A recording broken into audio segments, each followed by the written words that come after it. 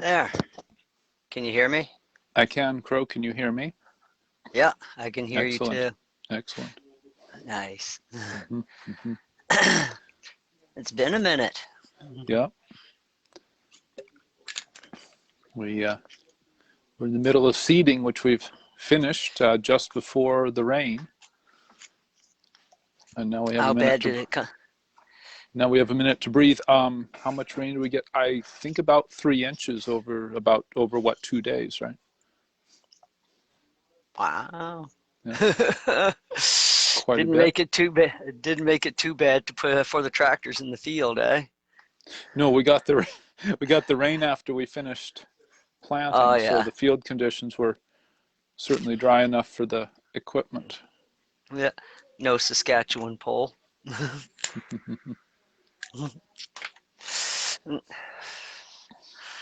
Wow.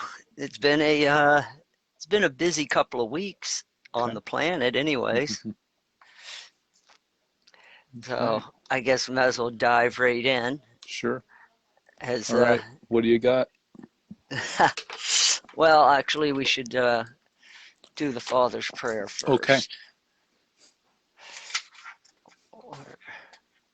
Wherever I set that. There we go.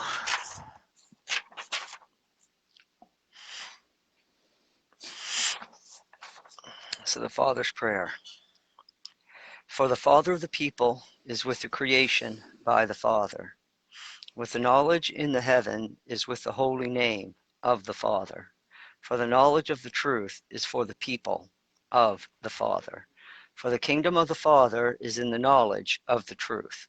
For the knowledge of the Spirit is for the unity with the Father. For the freedom of the actions is with the knowledge by the truth. For the protection of the earth is for the life of the people. For the knowledge of the Father is with the protection for the people. For the truth of the people is with the path unto heaven. For the teaching of the people is with the truth of the people. For the knowledge of the day is for the production, working, and learning skills of the people. For the wrongs, sins against the knowledge is with the actions of the people. For the sins, temptations of the flesh of the people is for the wrongs against our neighbors, for the knowledge of the people in the forgiveness of those wrong decisions.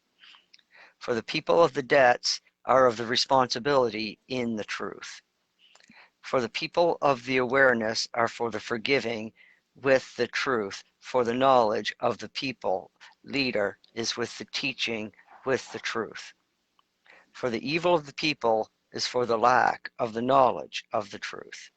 For the knowledge of the truth is for the freedom of the people against the evil of the darkness, lack of knowledge. For the people are with this agreement. Thank you, Crow. And that last part always gets me, because the last part is true, and it's kind of goes along with what I guess we're trying to do here, is just I'm not telling you what to believe, but just throwing truth out there and let you decide for yourself what do your own research and learn to discern truth. And the best way to learn to discern truth, actually, watch mainstream media. if what they're saying makes you angry, chances are you're being lied to. You gotta, I guess, well, I guess the only reason to be getting angry about lies is if you have a love for truth. Learn to develop a love for truth, and then you'll start getting angry when you feel a lie. I guess that's probably the way that I've always done it. Just you love truth, and you won't settle for anything less. And I guess, yeah, just love truth. And because when people love, and people do love their lies. People like being lied to. I mean, nobody wants to be told that they're not that smart or they're not that pretty. So, or they're not too, or they're too, they might be, they're too overweight or they're too skinny or what have you. Nobody wants to hear anything negative about themselves. So we get used to being lied to a lot in life, I guess, even from our parents, siblings, right on up through. Maybe some of the meanest people you met in your life are the people that told you the truth. So that could head down some rabbit holes. People get really upset if I start heading down there, maybe. Because truth is, I mean, it's like what's going on right now. It's like the media is just working overtime to get everybody to shift to one side in the whole Palestinian Israeli thing. And I know that they were working hard because they were able to put me on a fence. And when I end up on a fence, it usually means that I don't know what the truth is. And so I'll sit on the fence and I'll wait and I'll watch. I don't jump to either side because I don't know what the fuck's going on. So why would I want to choose? I'll choose once I got enough information to actually make a choice. I mean, so I sat on the fence on that one, and this week revealed quite a bit about that situation that's going on there. And Q did say that Israel would be saved for last, and that it was never mentioned on the boards before for a very good reason. So I know, well, the good reason was probably because it would be a distraction from what the Q was trying to do. So no sense in putting anti-Semitism into the mix. And but yeah, Israel's to be saved for last. And what I noticed is that this was different from other conflicts in the past.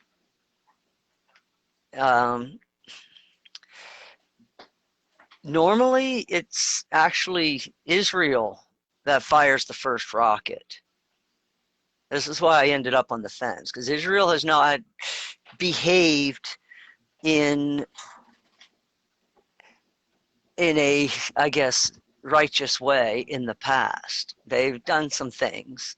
And so, you know, it's an easy narrative to build on. The media wanted everybody to believe that, you know, to sympathize with the Palestinians. But the problem with that is it was Hamas that fired the first shots into Israel. And Israel basically responded to that attack. And the attack went on and on and on and on for days. So you know it wasn't just a one-off. the attack was coordinated and it went on for days. So first question that comes into my mind is, where the fuck did they get all the rockets? Apparently it was thousands. So that's my first question. And secondly, who organized these fuckers? Yeah. So those are questions that I have. And also I've been watching what Israel's been doing. And they haven't been behaving very well either through this whole thing. So that's why it makes me wonder what the hell is going on. And all the other countries in the Middle East are silent, except for Iran, of course. But all the other countries, they're silent. The only ones that are even saying anything is Russia. And there was one other country. Americans haven't said shit. Well, I guess a little bit. But Russia said something. They denounced Israel.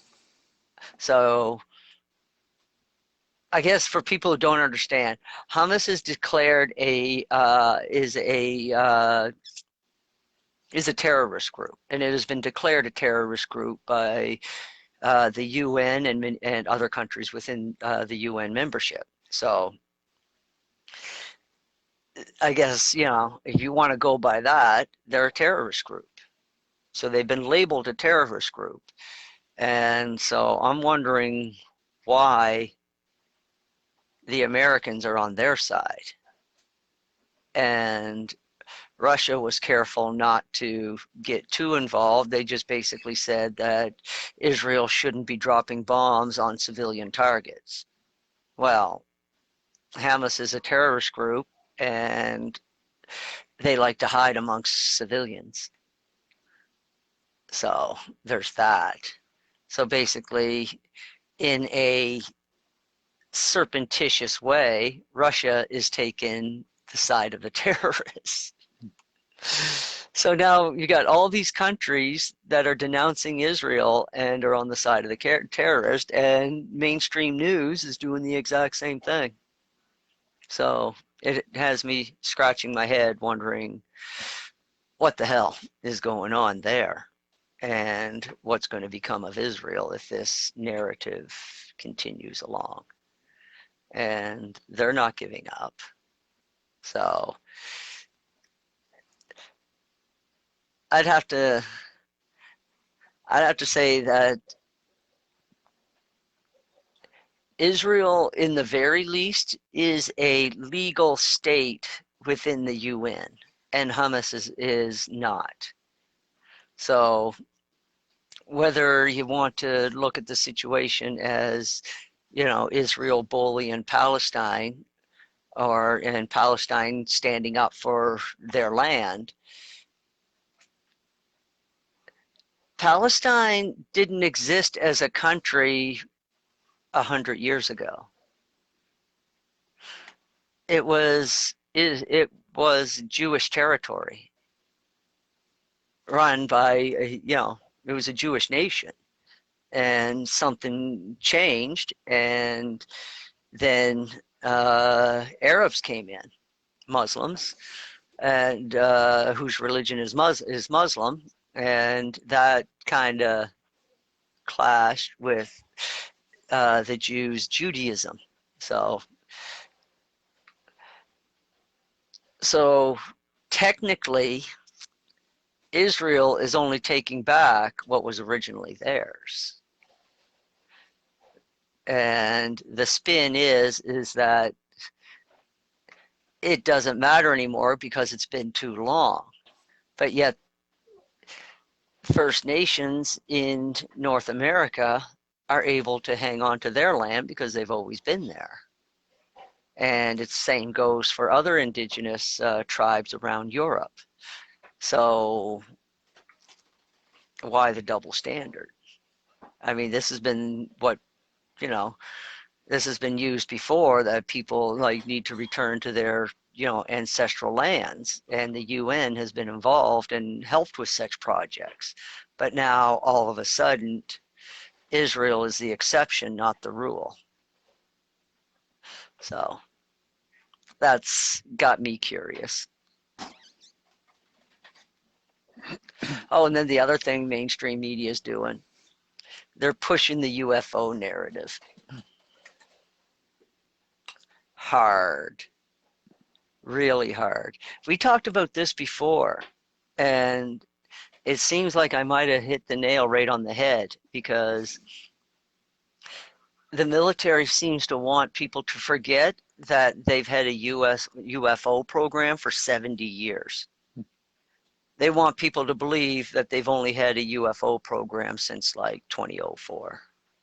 How messed up is that? And remember how it said the reason was is because they don't want to deal with all the laws that were broken over the 70 years prior. So they want to go from 04 forward and just be like, well, that wasn't our department. This is a different organization. This isn't Majesta or Majestic 12 or what have you. This is, this has only been around since 04. And technically it's kind of clever. I mean, when you think about it, because it does do the job. And I always said that the only way there could be disclosure of that level is if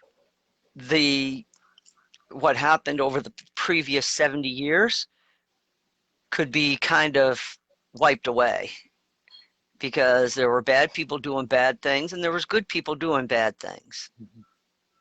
I mean, it was a mixed bag. There's no black and white in any situation. I mean, life would be easy if things were black and white. Holy fuck. But no, it's just not, that's not life. And so now they want to come from 04 forward, which basically means that the disclosure that we're going to get on UFOs is going to be information that was gleaned in the 21st century. We're not going to know anything about 20th century UFO encounters, which means that we're not going to get the whole truth. And yeah. Want me to continue on a little bit more about UFOs? Sure.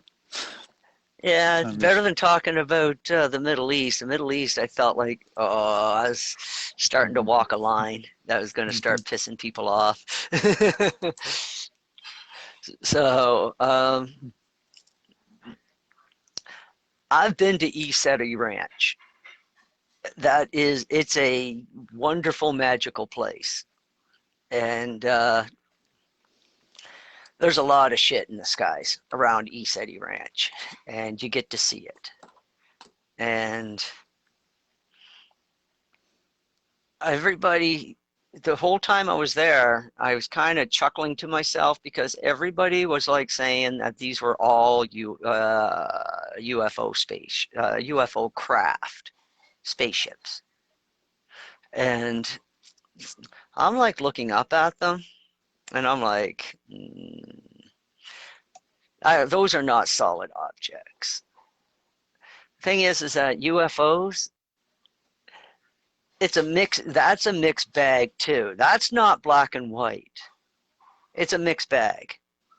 It's a mixed bag of actual physical craft that is propelled by some gravitic technology that we don't know or understand. It's also life forms. I call them plasma creatures that live in our upper atmosphere, and they come down to energetic spots around the planet because, well, they're basically, just think of them as fish in the ocean. And coming down here is like going to the bottom of the ocean for them. It's not comfortable, but they can get drawn down here. Just because of certain energies, because that's what they feed on. They feed on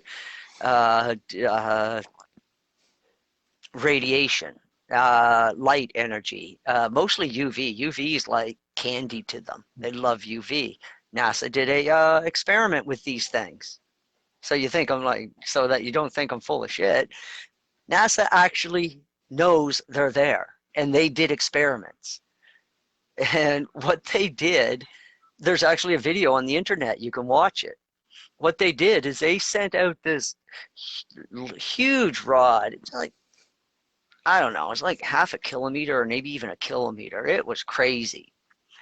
And this was just giving off UV radiation. That's all it was doing. And they recorded all these critters coming over. And they're just like touching the rod and then going away. Big ones, small ones, every size. And I mean, some people were looking at that and they're like, oh, look at all these spacecraft. And I'm like, they're not spacecraft. Those are life forms. And when you watch the video, you can actually tell that they're life forms because they move like a life form. They don't move like a craft. And because they just kind of float a little bit and then they'll shoot off. Just like any fish in the ocean. Kind of drifts along with the current, but as soon as it's a little startle, ding, the fucker's just gone like lightning. So that's what these things are, and they're up there and they're just doing their thing. Just another creature in our atmospheric ocean. I mean, we're the bottom dwellers. We're down here. I mean, all that pressure is on us. Our bodies are built for that pressure. Theirs is not. Coming down here can be stressful for them. Do you ever see how much pressure is on our heads and we don't even notice it every day?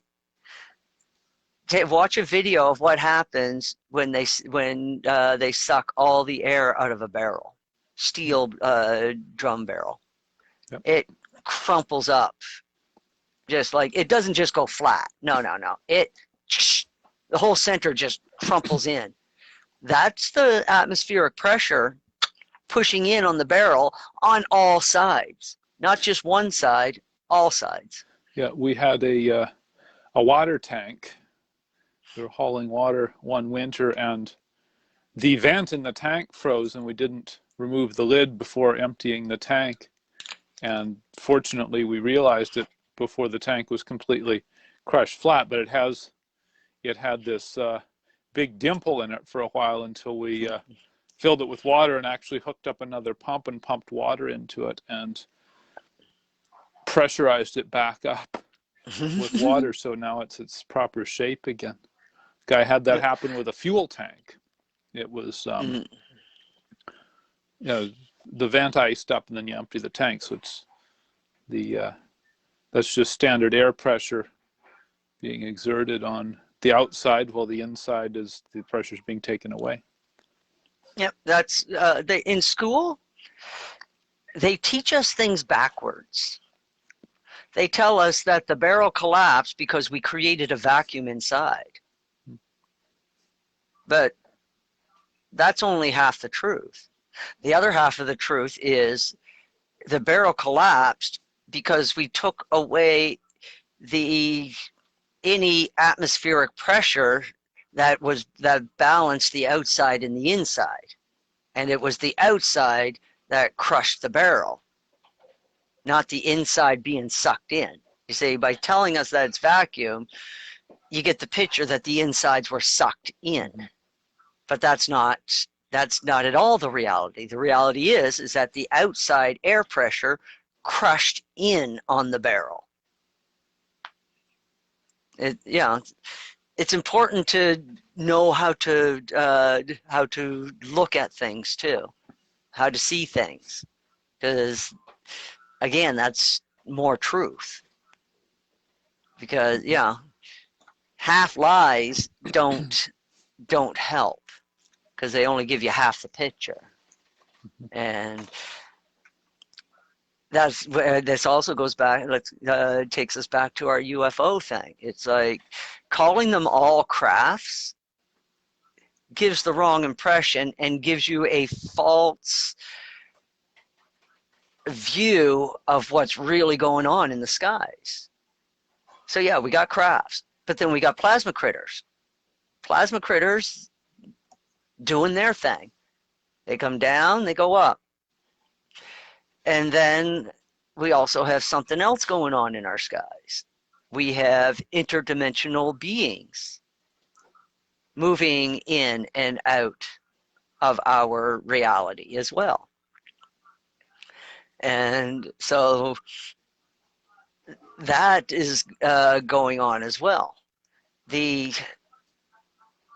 And any being outside that is extraterrestrial to our planet that is contacting us, I wouldn't trust, because universal law says that we have free will. Free will is absolute. Potential is supreme over actual. These are God's laws.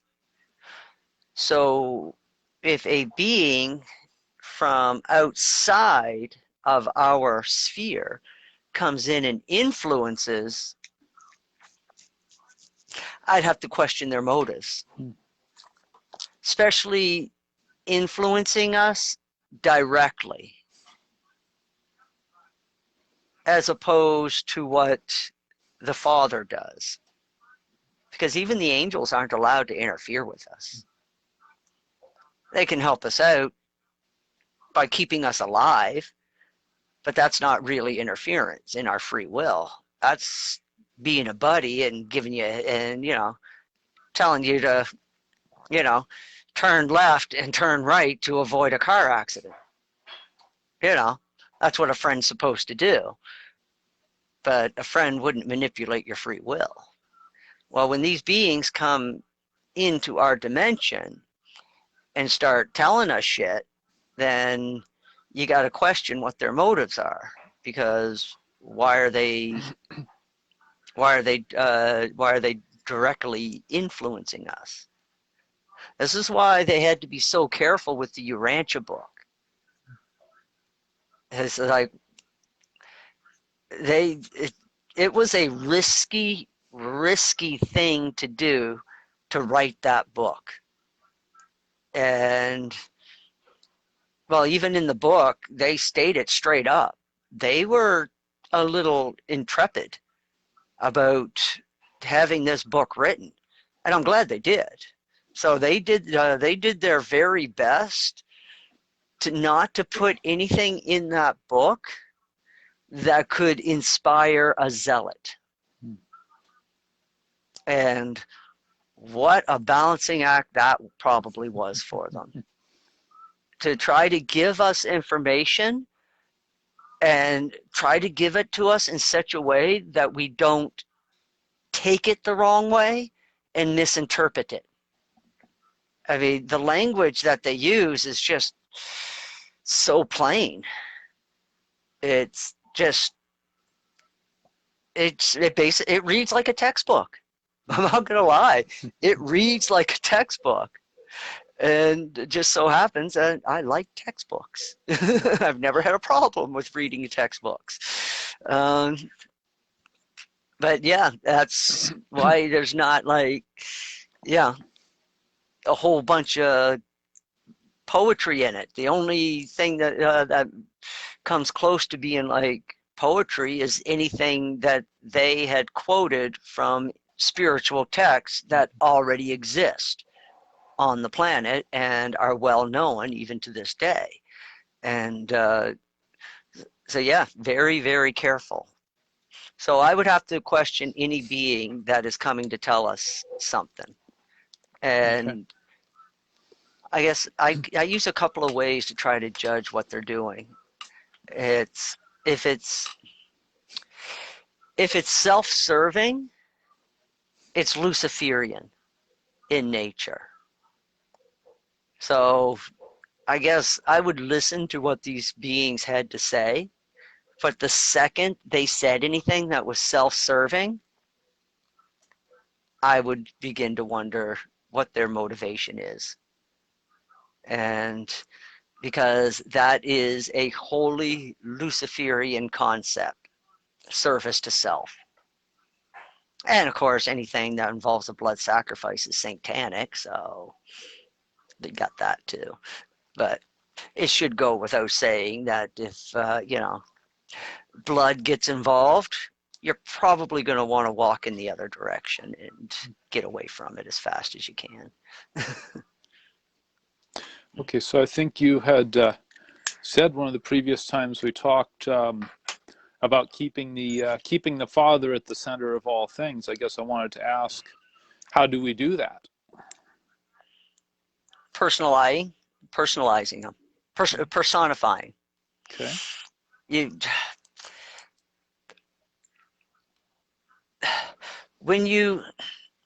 And this is where, like, the Buddha came close, but not close enough.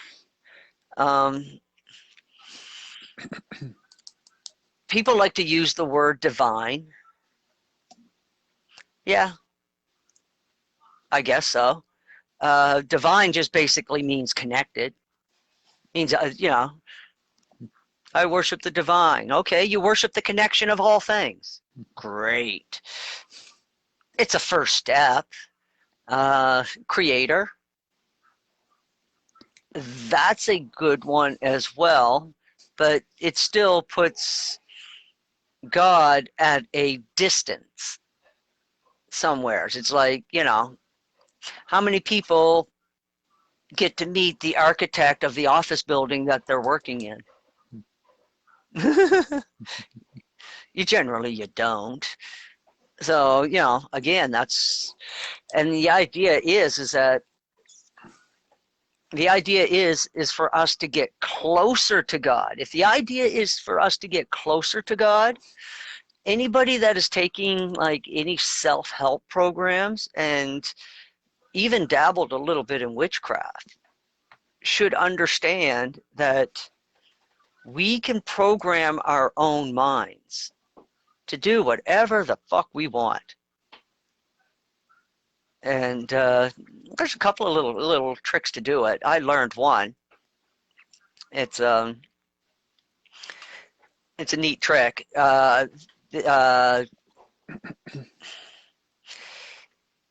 Monks use it in the East, and they would get a picture in their mind of what they were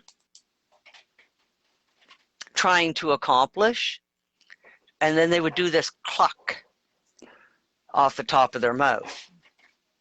I'm not going to do it right now because I've got nothing that I want to program in yet. And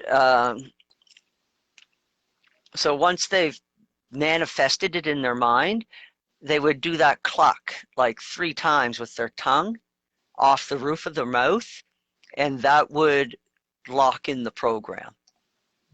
I've done it a couple of times.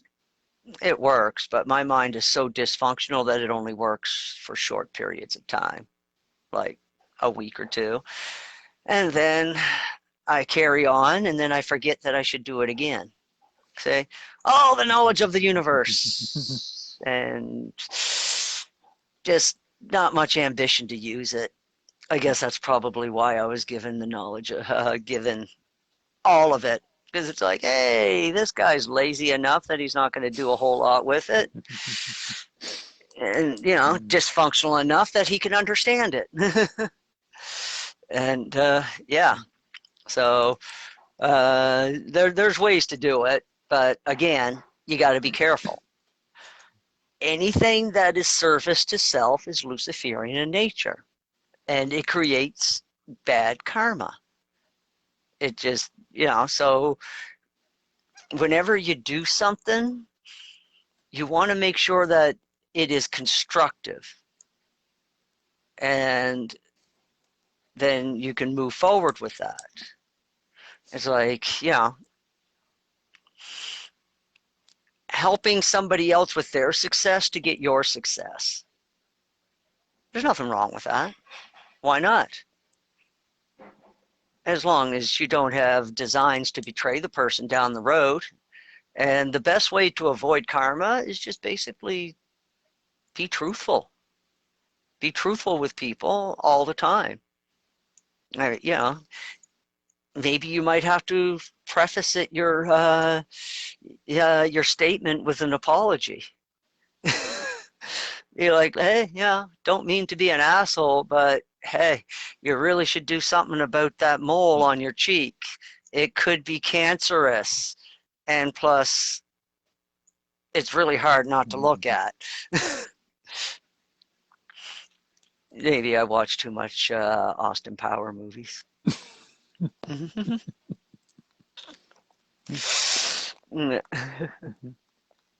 But no, the best way, but then, and then, so you got creator, the light bringer. That's how our ancestors looked at God, the light bringer. But they were just beginning to understand, well, they're just beginning to understand that God even existed, let alone be able to bring their mind to that point where they could manifest God as a father figure. And then, of course, we were not even in a position on the evolutionary path to spirituality to even know what is a good father figure. I mean, 10,000 years ago, a good father taught their son how to, how to kill the people in the other village.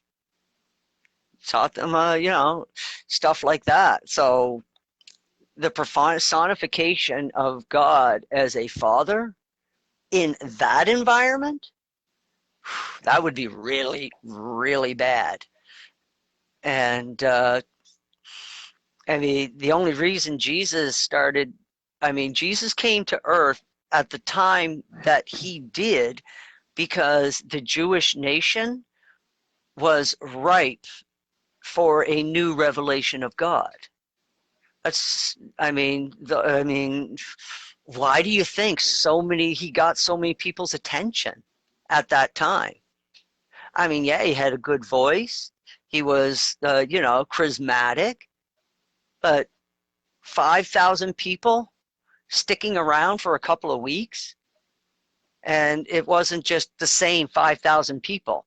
It was just a constant coming and going. And the number just seemed to stay at 5,000. So, there was a lot of people that were interested in what he had to say. So they were open for it. And now, even in this age, we're open for a new revelation of God. This generation is ready for it. They want something spiritual that makes sense. Mm-hmm. The stones aren't cutting it. The worshiping of nature is not cutting it. People still feel that emptiness, and that emptiness is amplified even more in today's age because you got commercials. You're inundated by commercials telling you that stuff is going to fill your void, but we can't afford all that stuff. So it makes the situation worse. And then so people, they run to nature, they run to crystals, amulets, all of this stuff to try to fill a void. And they're doing it all because they know that their grandparents' beliefs or even their parents' beliefs in the Old Testament is just, they can't do it. They just can't do it because it makes no fucking sense. And you're also dealing today with a generation. I mean, people used to spend a lifetime to read the whole Bible. Kids do it on a weekend. And yeah, it doesn't take them long to go through it, and it doesn't take them long to figure out that none of it makes any sense. And so it's gets chucked out. And then so they need something that makes sense to their 21st century mind. And I think the Urantia book can do it, because at least with the Urantia book, you can look to what we've learned in science and be like, oh, that makes sense. Okay. And then you get to the story of Jesus and you're just like, yeah, okay, that makes sense to me. It's like, it wasn't no virgin birth. It was just two people got married, and Mary did get impregnated, and the soul of Michael was delivered unto that baby, and Michael indwelt in that child, and that child was human. Even the Urantia book says they don't know how it's done, and it's something that only the Creator sons can do. And if any other being wanted to walk on a planet in the flesh of that planet, a body basically is constructed for them. An adult body is constructed, and they indwelt that adult body. But the Creator sons have the ability to be born of woman and grow up on a planet and learn and live with the people. This is their final test. This is where they are going, and why not? It's you get to grow up with your creation, and you get to know them at their level. And since all of Michael's knowledge was hidden from him, he was free to fraternize with humans without the hindrance of knowing that he was a Creator son. I mean, it's the only way that he would be able to fraternize with us. Because once he did know who he was, he had to be super careful. I mean, he accidentally turned water into wine. He accidentally did a mass healing. I mean, water into wine. I mean, Mary was nagging at him so much that part of him was just a tiny part of him was like, okay, if it shuts you up, great, wine. And he knew right away what he had done. It only took him half a second to realize that shit. He let his guard down for like half a second and water turned to wine. Same thing with the mass healing. He was talking with the people, and there were so many sick people in the crowd that he's just like for just like a split second, he was like, oh man, these people shouldn't have to endure this, and boom, they didn't have to endure it anymore. Healed them all. And he was like, shit. Because the last thing that he wanted was for people to follow him around because he could heal them. He wanted people to get away from the idea of making bargains with God. That was a very popular pastime, even amongst the Jews, making bargains with God, especially amongst the Gentiles. They are constantly making bargains with gods all the time. So he didn't want that to happen to humanity. This is why, it seemed like, some people, I've heard some people, why wouldn't you just say who he was? It's like, for one, would you have believed him? And two, we can't know about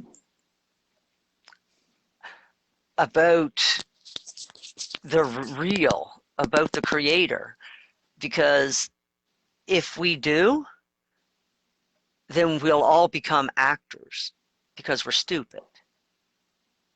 We'll start thinking to ourselves, wow, I just have to act good. Mhm.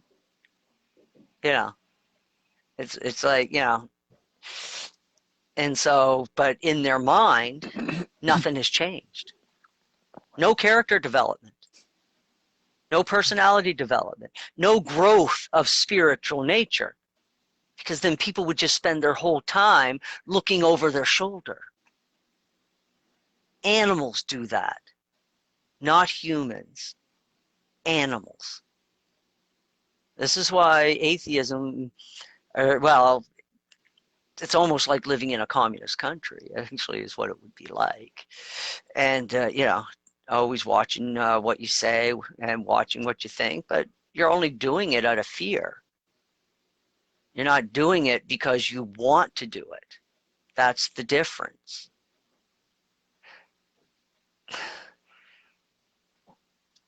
God wants well-developed, strong, and solid characters that complement the personality that he gifted to us. It doesn't, I mean, I know it sounds simple, but that is, the universe is actually simple at its core. It's, I mean, you even go down to the atom, and what you begin to find out is like, it's like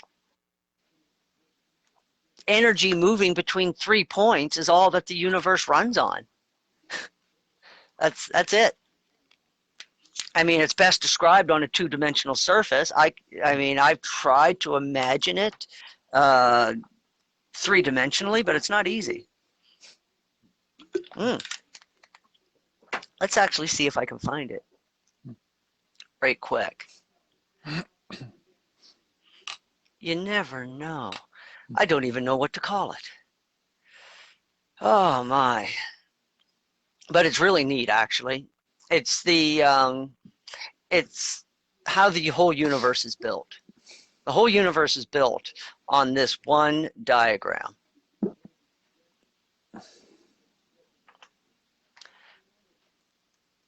And Tesla knew about this diagram. He said it straight up. He's like, if you knew the magic and the power of 368, you'd understand everything. It's quite the statement.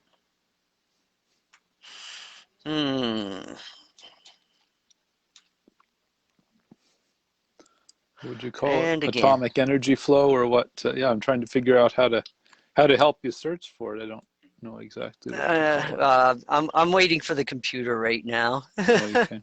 Okay. Yeah, it's loading. Okay.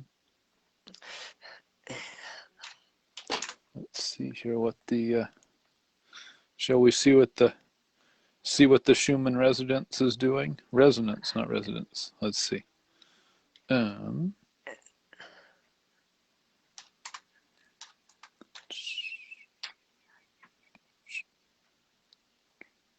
Schumann resonance it's been a steady flow. It hasn't changed much in the last little while. No, yeah, the last 3 days. I'm getting it up here on my phone. Okay.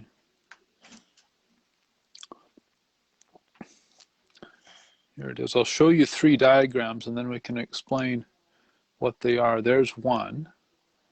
And these are a little easier to understand. They have graphs and stuff, or they're easier for me to understand.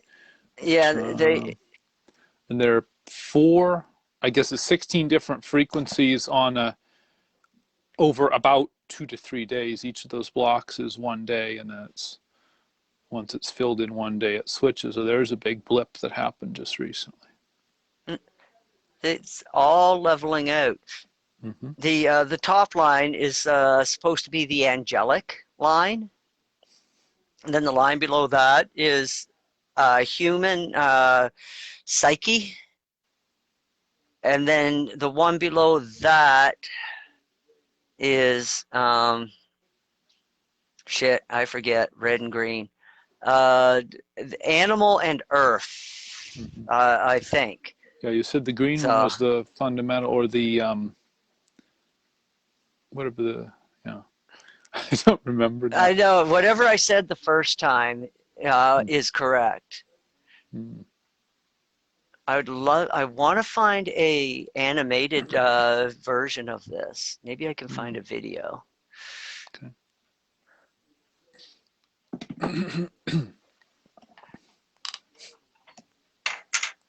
I better unplug that because God only knows what's going to come up when I hit a video.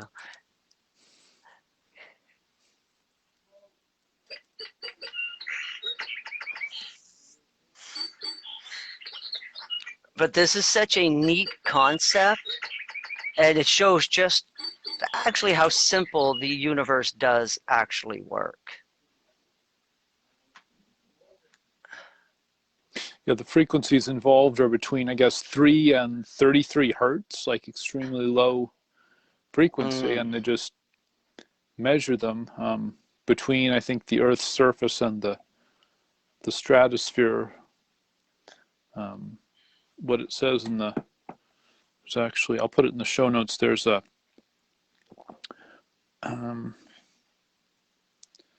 where's it? Okay.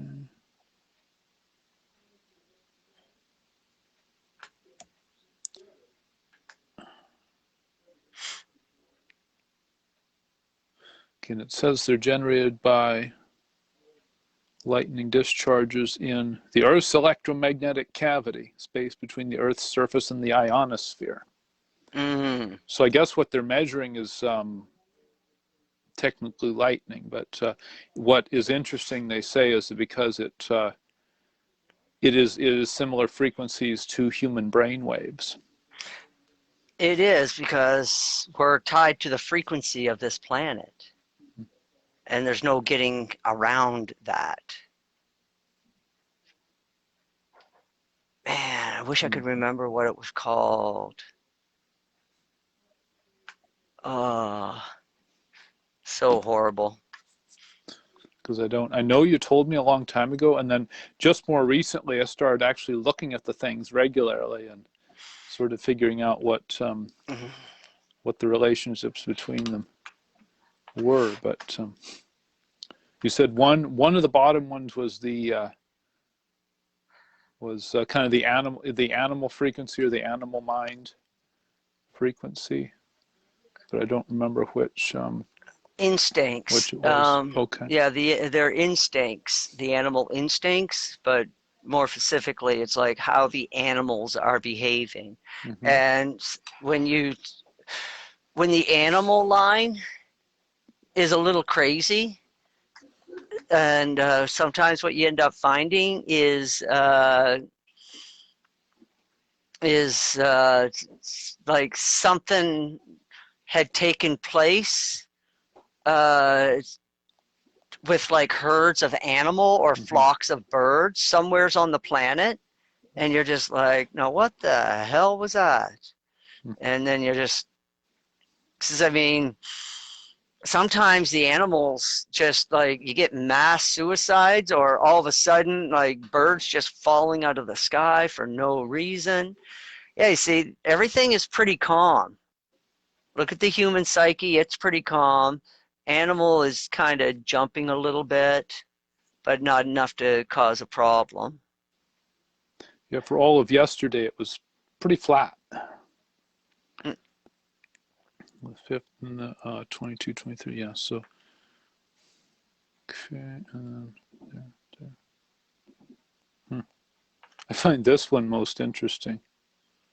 That The one higher is frequency is flat, interesting. and then it peaks up just, and I'm not sure how you're seeing this. I think it's flipping it around backwards. If you look at the books on the shelf behind me and can read them, it's showing it right, but I'm showing them flipped around. So this graph, the flat part of it is the last couple of days, and then this is actually the last few hours here. This, like yesterday was flat, and then this was flat the day before yesterday. This is actually the current things that are happening, or 6 hours ago or something.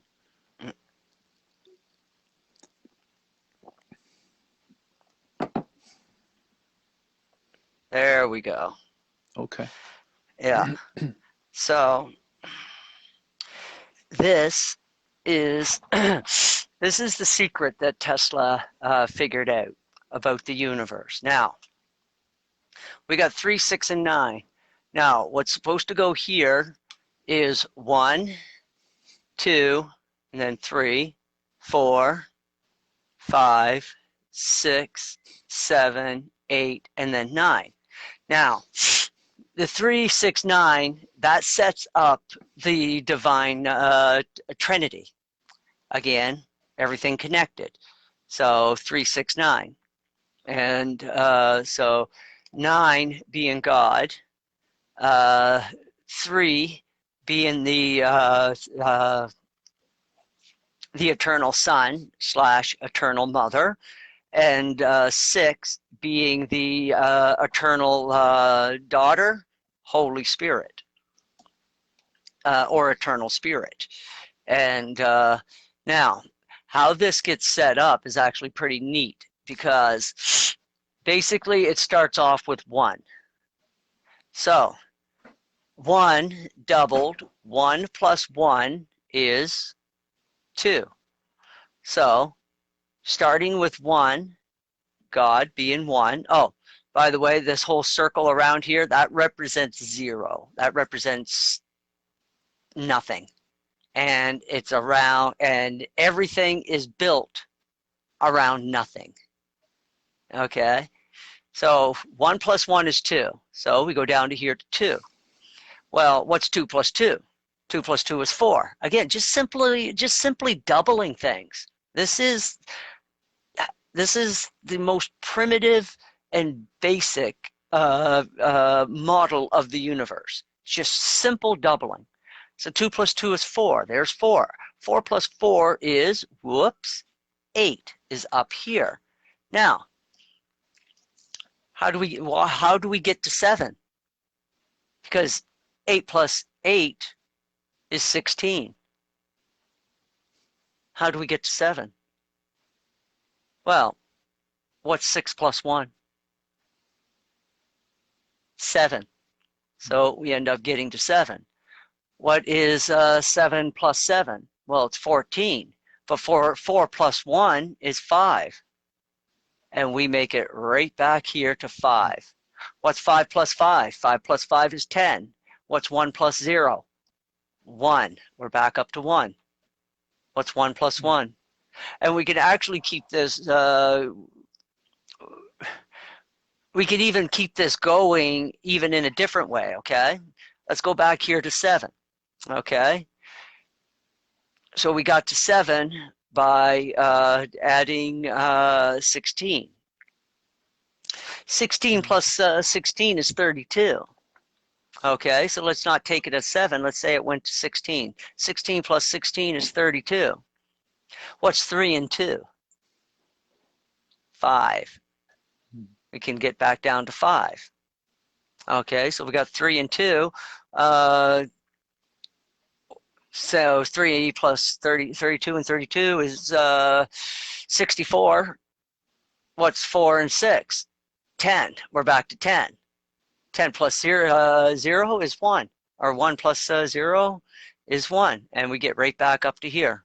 And we could keep this going on indefinitely. Not even reducing the numbers. We could go with the big numbers and just keep like doubling and doubling, and we will always land on the exact same points each time. Now, every time we cross this intersection, because this is the only place where the lines cross. The lines don't cross anywhere else on here. Did anybody notice that? It doesn't cross anywhere else. So where this crosses, this is our nexus. And this is where everything is made. And every time that crosses, it flips these numbers from positive to negative numbers, so that every time it crosses. This is also a model for prayer. It's also a model for music. Everything, like everything is in this two-dimensional representation. Now, try to imagine that in 3 dimensions. It's a little bit more difficult, isn't it? But it's possible.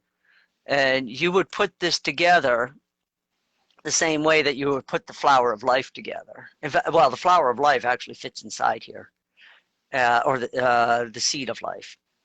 And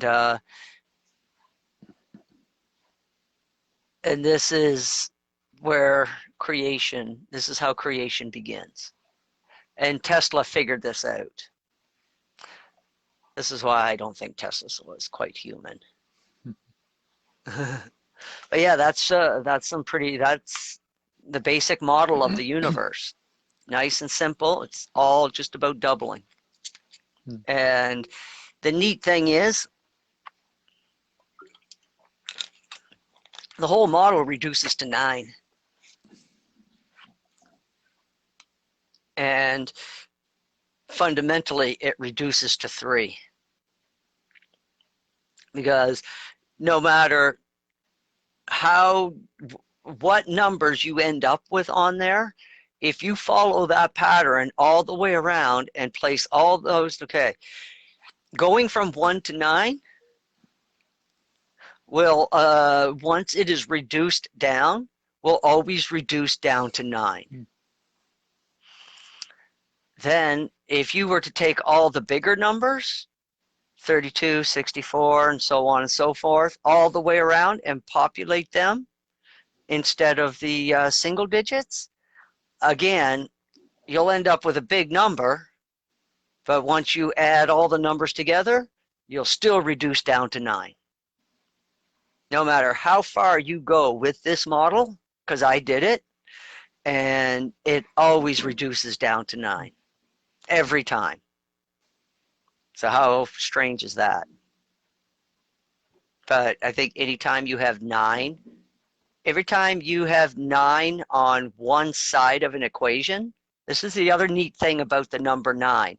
Anytime you have the 9 on one side of the equation, your product is always going to reduce to 9. 9 and 9 is 18. 1 and 8 equals 9. 9 and 3 is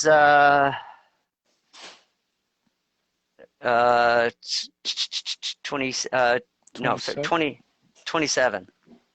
Yeah, 9 and 3 is 27. 7 plus 2 is 9. You could do this for anything. 9 times 9 is 81. Well, we already know what 8 and 1 is. So 9 times 4 is going to be 36. 36 reduces to 9. You could play with this all day, no matter how big the number is. It could be like 12,900,000,000 or 900 million or not. Yeah, you can just imagine whatever big number you want, as long as 9 was part of the equation that got you to that answer, that outcome, it will always reduce back to 9. Every time. It's the only number that does that. None of the other numbers do.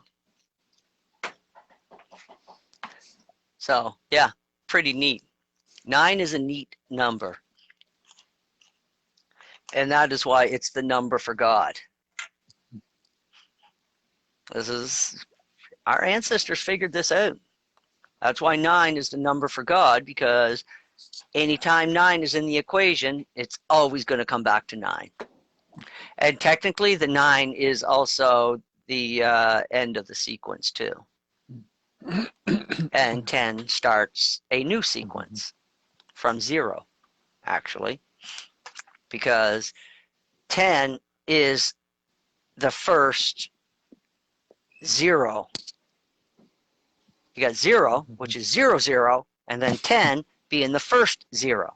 1 beside a 0. So that's the first part of it. So, and and that's how our numbers go. Read it like, think like Roman numerals. Our numbers aren't much different. 1 beside a 4 tells us that that is the second iteration of a set of 9. So we're at 14. Same thing with 20. It's the third iteration of a set of 9. The second, first number is just letting us keep track of what iteration we're in every time.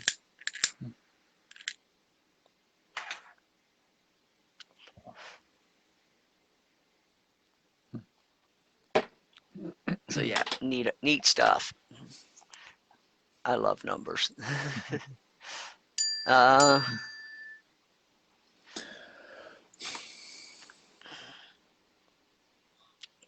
So back to how people look at God.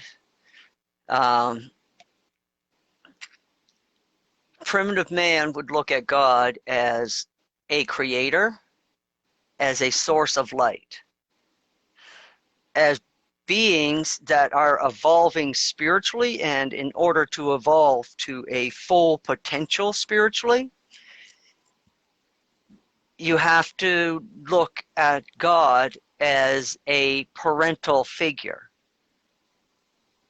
And once you start doing that, all kinds of doors open up for you. Because now you're actually going to start doing things that are going to make you a better person. And also, you have, like, if you have that drive in you that you want to make somebody proud, then that drive will magnify, because now you want your Father in heaven to be proud of you. And by thinking of God as a father, then you would ask yourself, well, what kind of a father would I want? See, that's the other thing too. God can be whatever father figure that you want. You can have a positive, constructive outlook at God. Hell, you could even have a perverted outlook if you want to. You ain't going to get very far. But, baby steps, I guess. But yeah, you can even have a perverted version in your mind of God. You'll actually end up getting there if you don't mind taking the long way. But it's going to be rough. That's why Jesus gave us a model to follow. By giving us the model to follow, he basically took all the work out for us. It's like getting a kit in the mail with all the instructions. Mm-hmm. The only problem is that the church has written the instructions in a esoteric type of language. Even though it's English, it's still esoteric, mm-hmm. because who the fuck can read that shit and understand it? It could basically say whatever the hell you want it to say. I mean, people have justified the most horrific things in nature, in history, and they used the Western Bible, or they used their religion to do it. Anything can be manipulated. Again, this is why they were scared to write the Urantia book, but they also knew they had to. Mm-hmm. Just like Melchizedek, he wasn't enthusiastic about incarnating on Earth. He wasn't enthusiastic about that shit at all, but he knew it had to be done.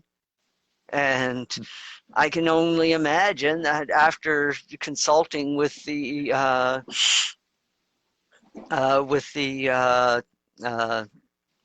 Most Highs, that he probably was like, fine, I'll do it myself. Because that's pretty much what was told to him. They went through all the layers of authority, and it all just basically came right back on them and said, listen, you're the boots on the ground, you do what you think has to be done. And then the Melchizedeks, the 12 that were on the planet, they all sat around and they practically threw lots at who was going to do the incarnation. And that's when Malachi was like, fine, I'll do it myself. And then he did it. And, well, I'm sure his brothers were relieved that they didn't have to do it. Because coming here, I mean, for them, it's a lot of effort to incarnate on this planet. Because they're getting entangled with us energetically. So that's why Malachi ended up being temporary prince of this planet, because it's sort of, he almost had to be, because he had entangled himself energetically with us by incarnating on this planet. See, if they don't incarnate on the planet, they don't get entangled with our karma. They can come and go as they please. But once they've energetically entangled themselves with us, then they've got to deal with our karma. And we create a lot of bad karma. So let that sink in for a minute. Just how crazy Michael's decision was to incarnate on this planet.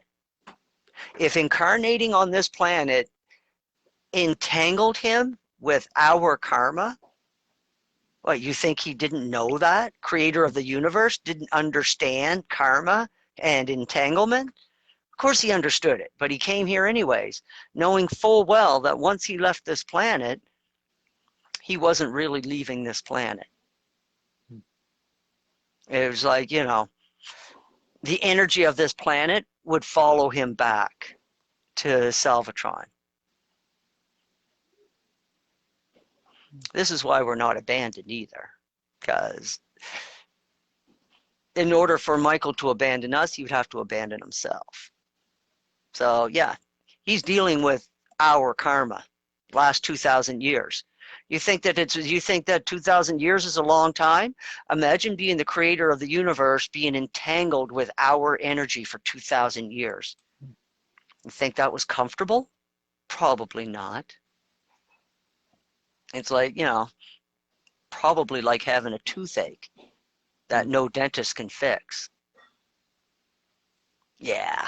So yeah, eventually had to come back, and this is why the plan is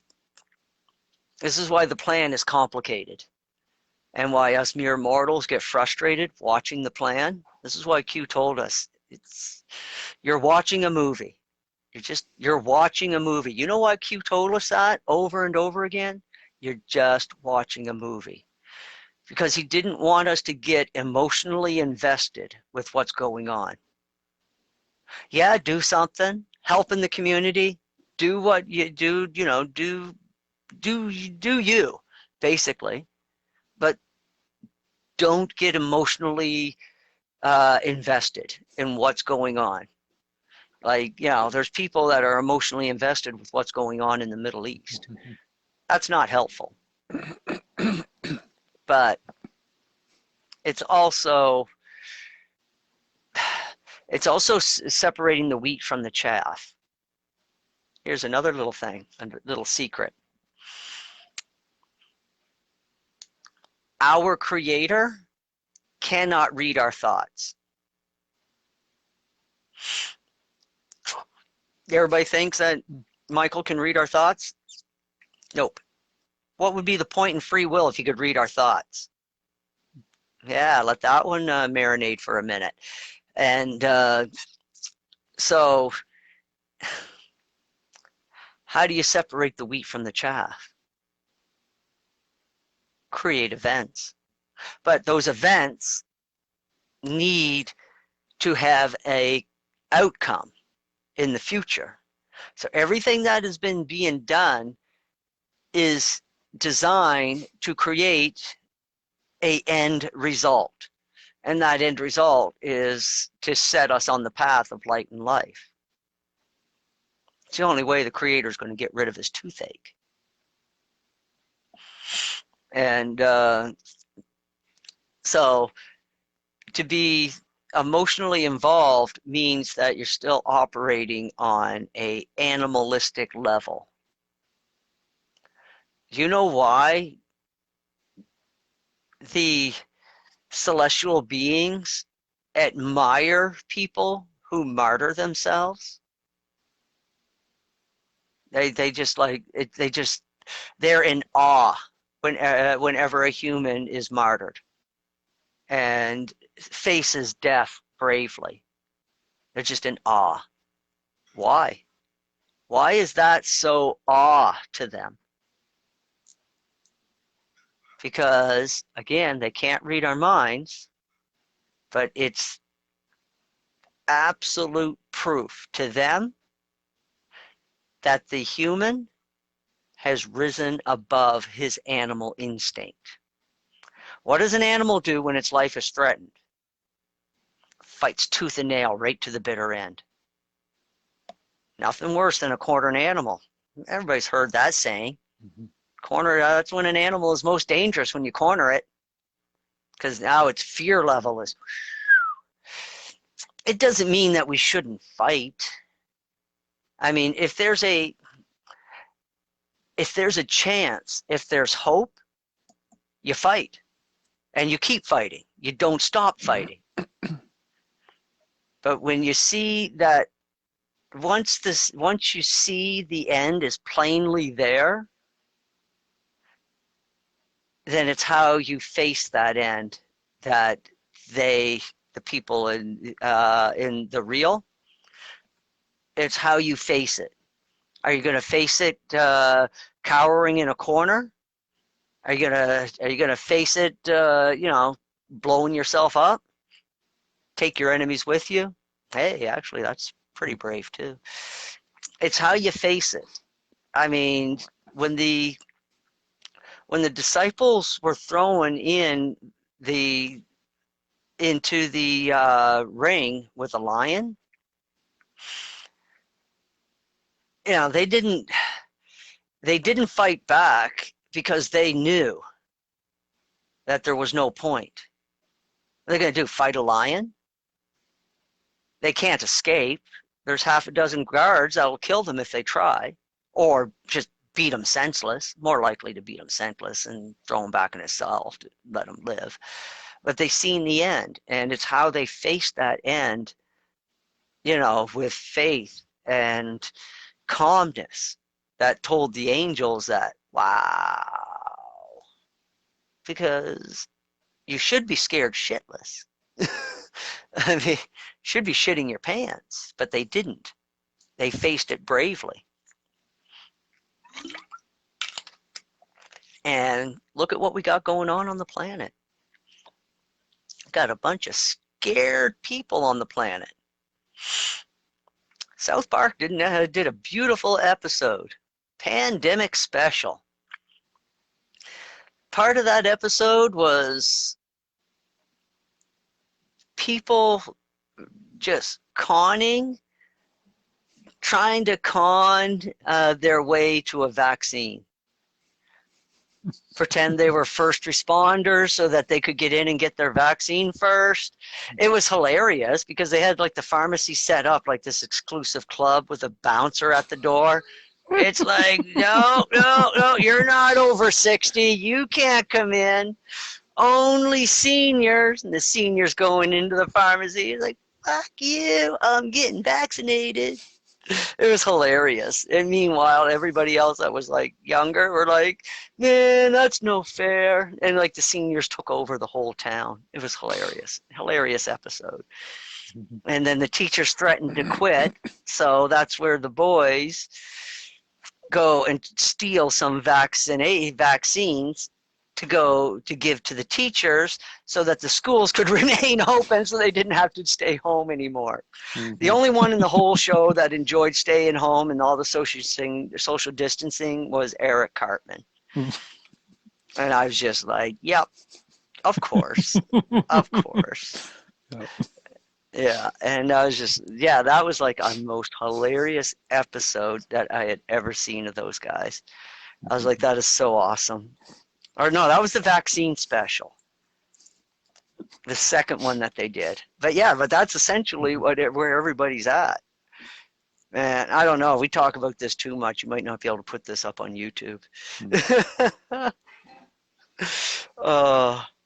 But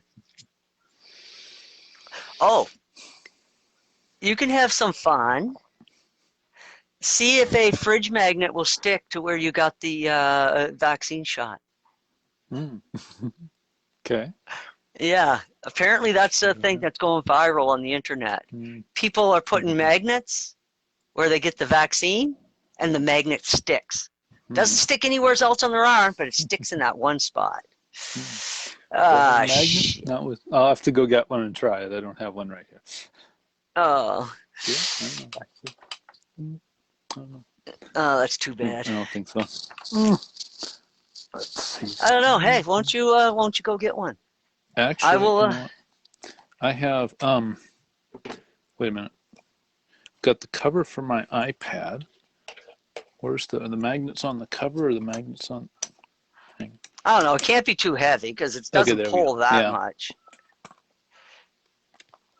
But it sticks. Like a light magnet will stick. All right, I think I know where there's a fridge magnet. I'll go around and get one.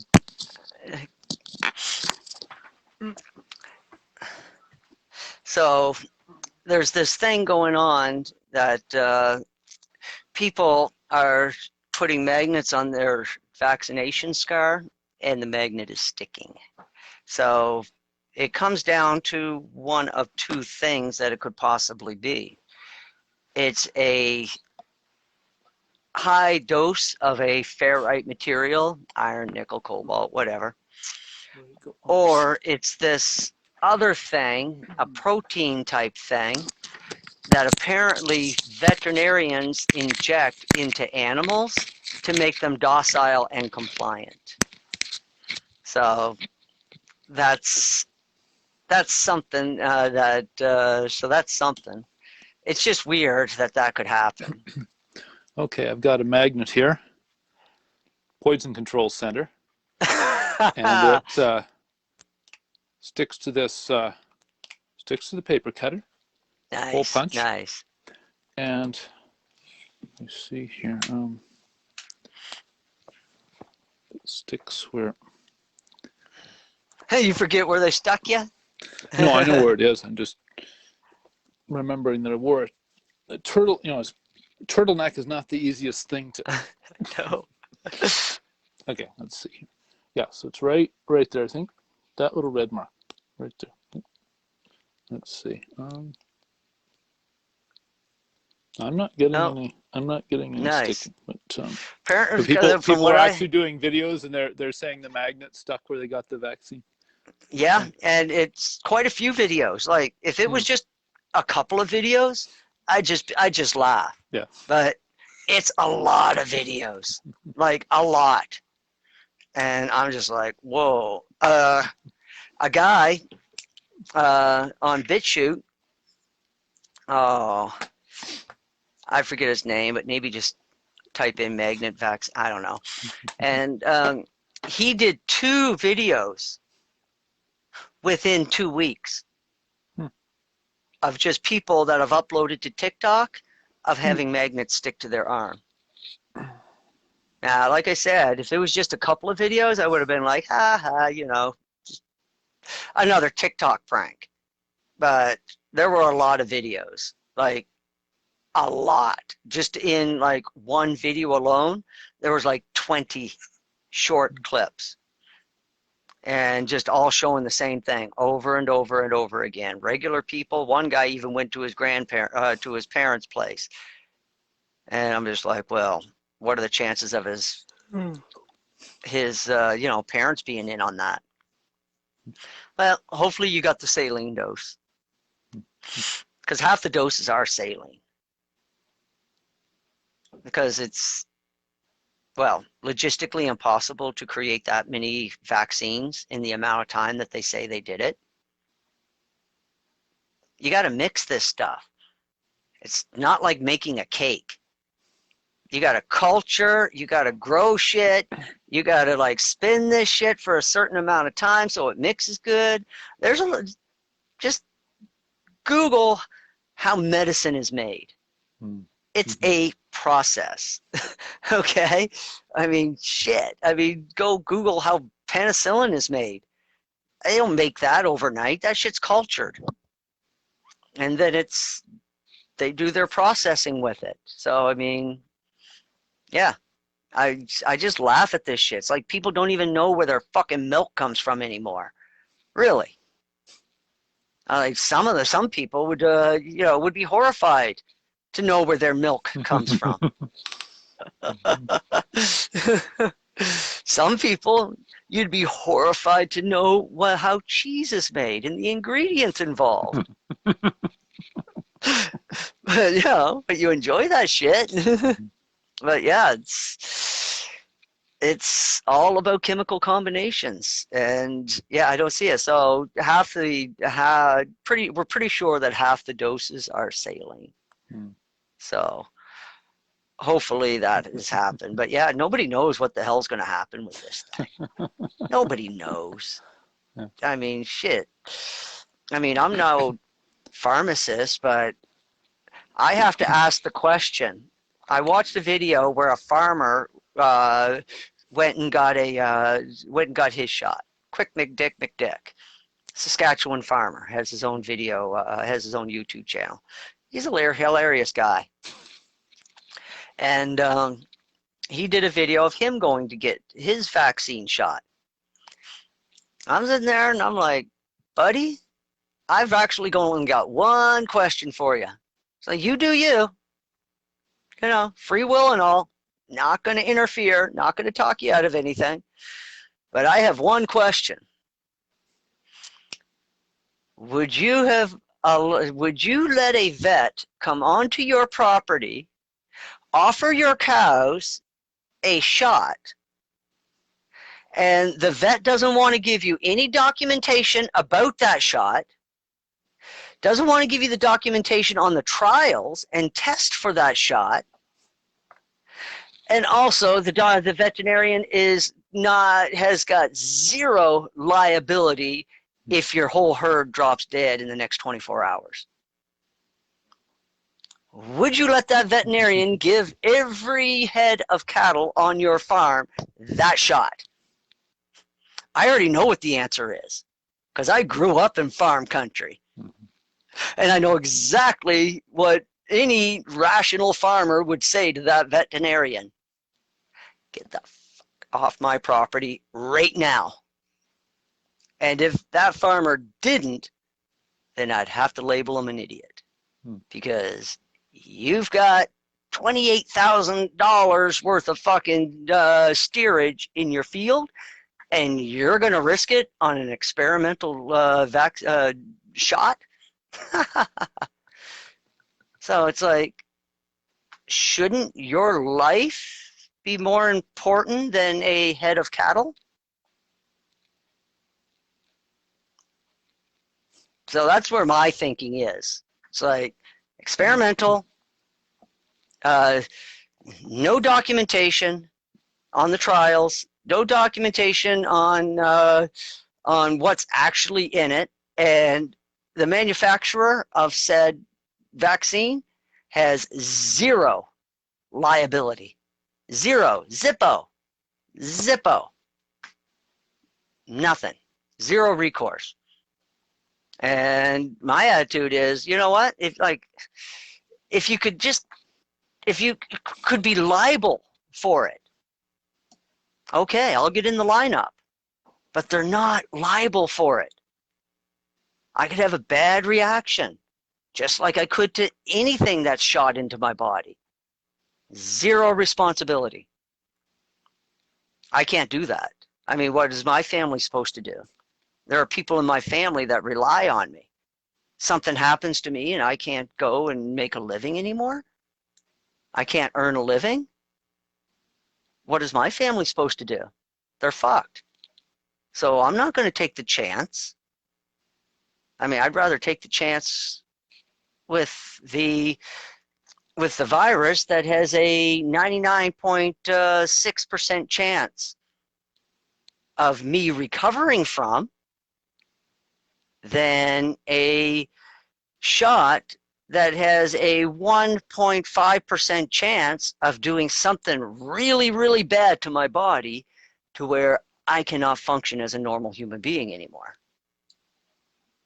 So I'm happy that the magnet didn't stick to your arm, by the way. Well, I thought I'd throw that in there. But that's my reason. That's my reasoning that I have. It's nothing to do with, like, take the conspiracy angle out of it, although there's like 10,000 fucking questions that nobody wants to answer. I don't know, call me a conspiracy theorist, but hey, you know what? A conspiracy is only a theory until it's not a theory anymore. Yeah. So I even laugh at mainstream media. We have proof of this conspiracy. There's proof. It's there. And they still call it a theory. I'm like, bitch, that's not a theory. That's an actual fact. So take the word theory out of it and just call it the conspiracy. It's there. It's, you know, it was a conspiracy theory that Joe Biden had paid off the government of Ukraine to fire a prosecutor that was investigating his son. It was a theory. Right up until the point when the video was released of him actually saying that that is what actually happened. So, and they still call it a theory. It's like, no, it's not a conspiracy theory.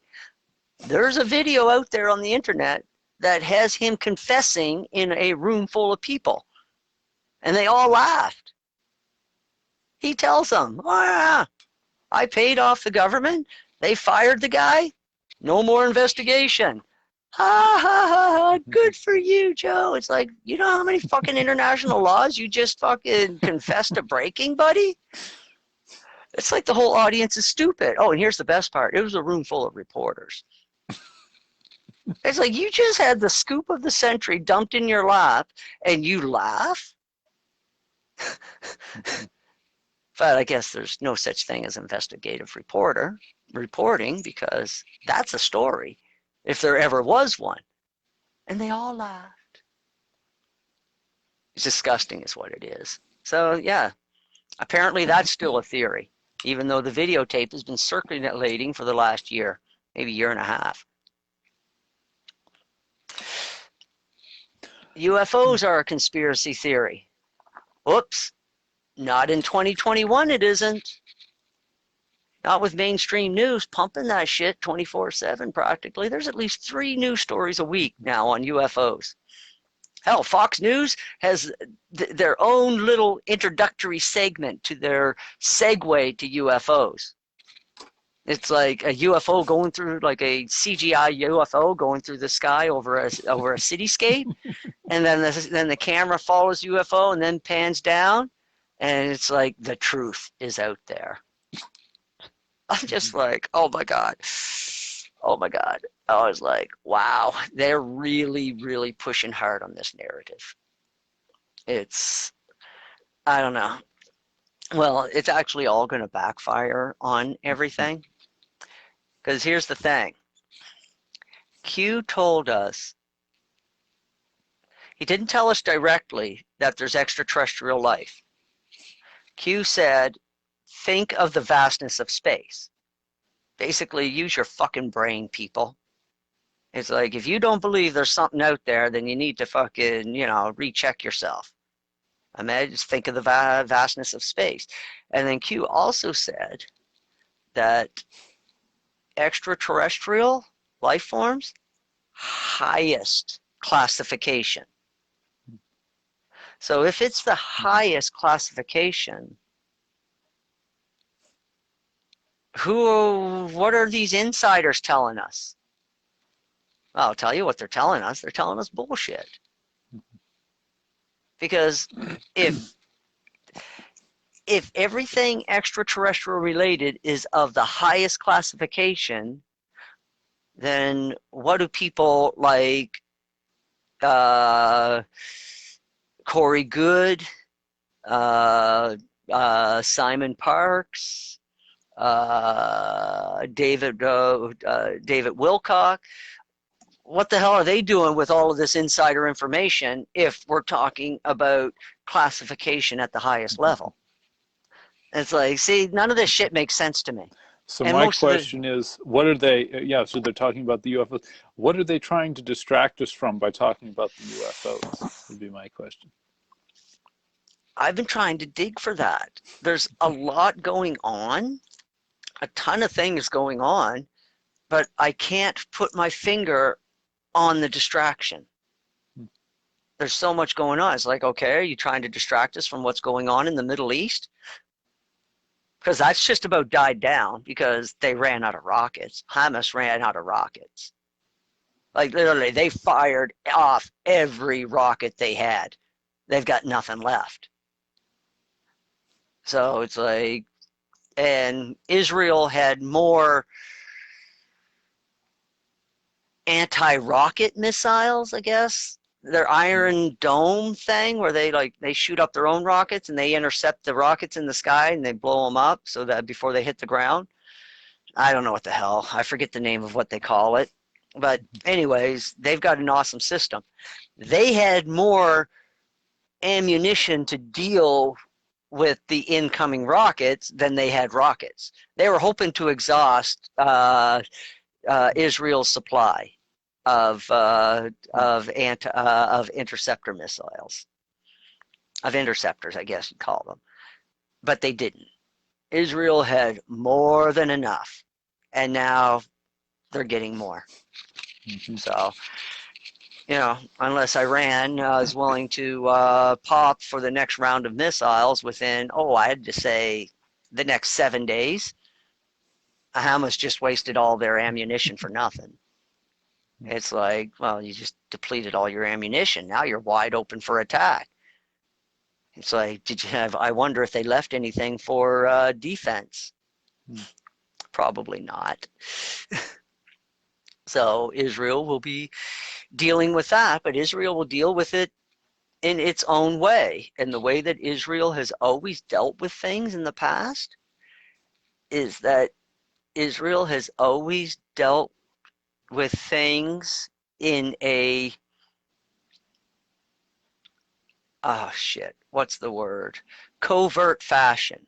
And I have no doubt that that is how they're going to deal with this. They're going to find the leaders of Hamas, and they already know all the positions that rockets were fired from, because once you hit a target in the air and you know its trajectory, it's a simple calculation to find its point of origin in space. It ain't that hard.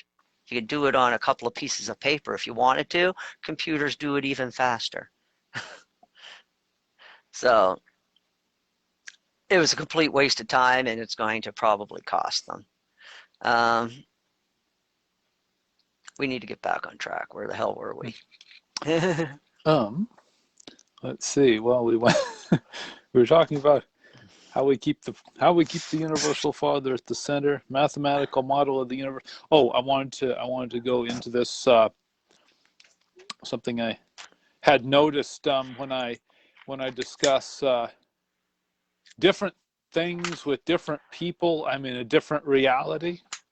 Kind of tune into the vibe of whoever I'm talking with about different things. I guess I don't have a concrete example right now, but it depends. When I'm talking with a certain person, I don't know. It's like you kind of know what I mean, right?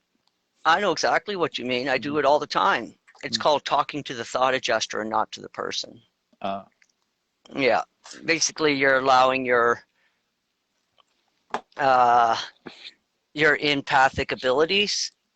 Thing is that when you're connected with your thought adjuster, I'm not so sure that it's our empathic ability as it is more likely when you connect with your thought adjuster is connected to all the other thought adjusters. Mm-hmm. Remember, they all came from the same place. They all came from God. So they all are connected, and they're connected right back to the Father. So when you connect with your thought adjuster can connect with other people's thought adjuster. Mm-hmm. If they are in tune with their thought adjuster, then their thought adjuster is talking to them. And then you feel like you have that connection with another person.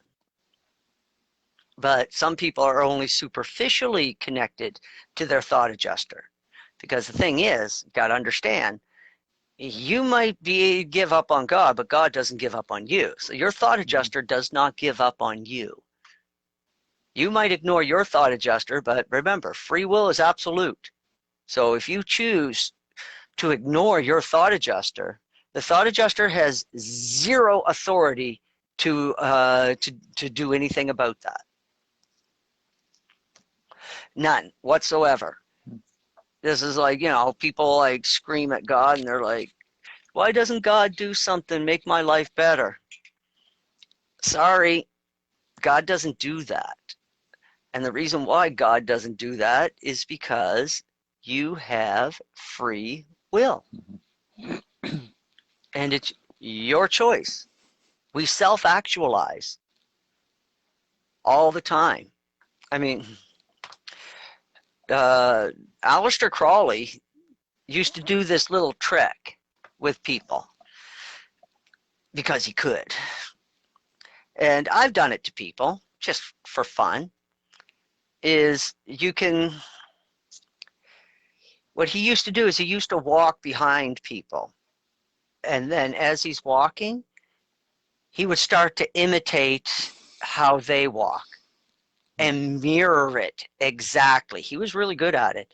And once he got so far and he got into that mirror, and then he got into that person's energetic space, then he would purposely trip up, and the person in front of him would trip and fall down. And he would get a great kick out of it. He would laugh his ass off. And it's, and you can do it too. You can also influence people. Mm-hmm.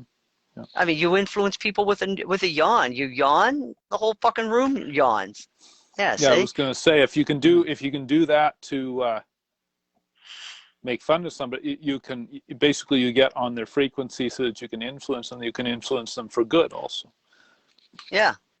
Well, again, or you can't.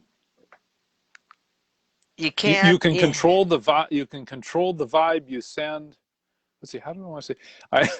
To being out of this for 2 weeks. I don't know.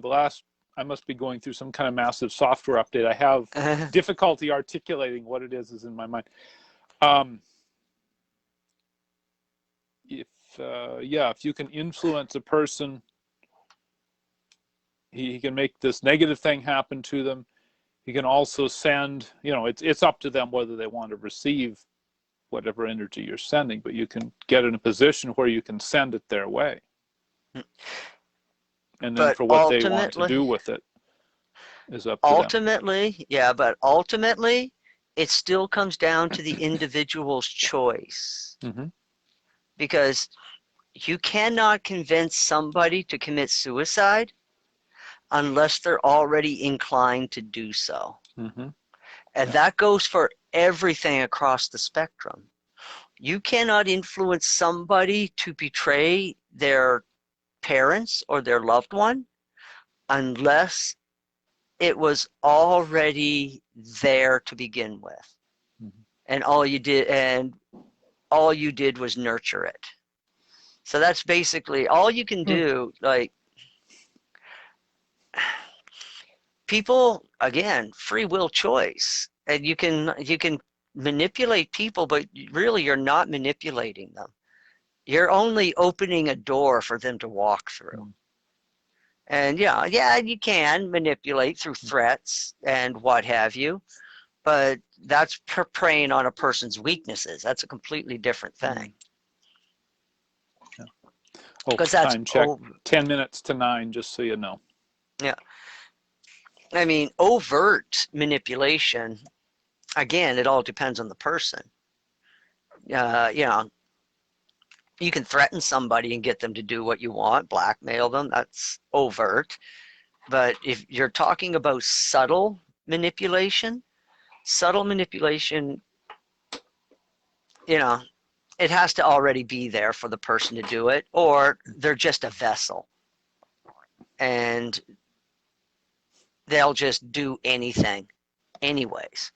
All they need is the suggestion because they have nothing, no substance within themselves to base any real decision on. So they wait for somebody to tell them what to do. Plenty of people like that on the planet. And so on and so forth.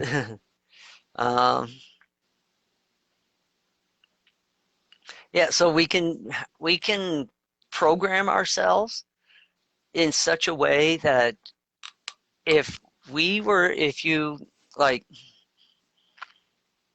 if you like start imitating the real Jesus, like it has to be like real Jesus, and there are some parts in the Bible that people actually grab onto that is the real personality of Jesus.